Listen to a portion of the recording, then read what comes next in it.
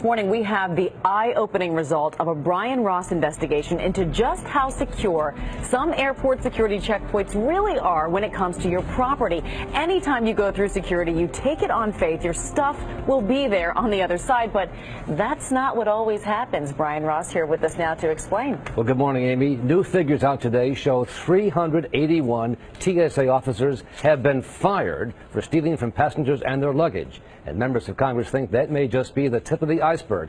And for passengers who are victims of TSA theft, many find they are on their own when something goes missing. So we set out to see for ourselves.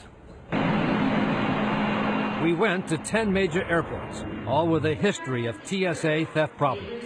We checked bags with iPads valued at $600 and cash, and purposely left behind iPads at TSA checkpoints. All the luggage made it past TSA safely. We've gotten the $500 and the iPad. And in 9 out of 10 cases, at carry-on checkpoints, TSA screening officers did exactly what they are trained to do. Please come back to the podium to claim your items. But it was a different story in Orlando, where our iPad was last seen in the hands of TSA officer Andy Ramirez. We filed this missing property report, but were told nothing had been found and that we were essentially just out of luck. But we had been able to track our iPad the night it disappeared, 30 miles away from the airport to the home of the TSA officer. Brian Ross from ABC News. 2 weeks later, we showed up at Ramirez's house. We're looking for a missing iPad. Missing iPad? Yeah. Okay. And the tracking device shows that it's located right here at this address. Okay. Is it here? No, sir. And again, Ramirez denied knowing anything about the missing iPad. Did you take it? No, sir. You did not take it? No, sir.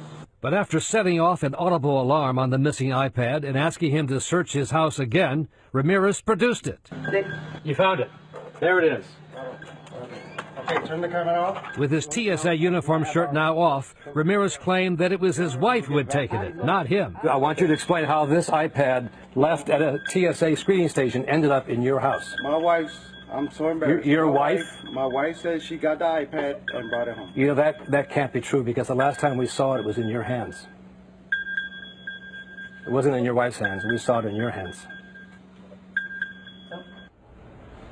Late yesterday, TSA told us that Ramirez is no longer employed by the agency, which says it has a zero-tolerance policy for employees caught stealing from passengers, Amy. Find My iPad app and that alarm. Those were key. Great report, Brian. And if you want to see more, we will have more from Brian on World News Tonight and on Nightline.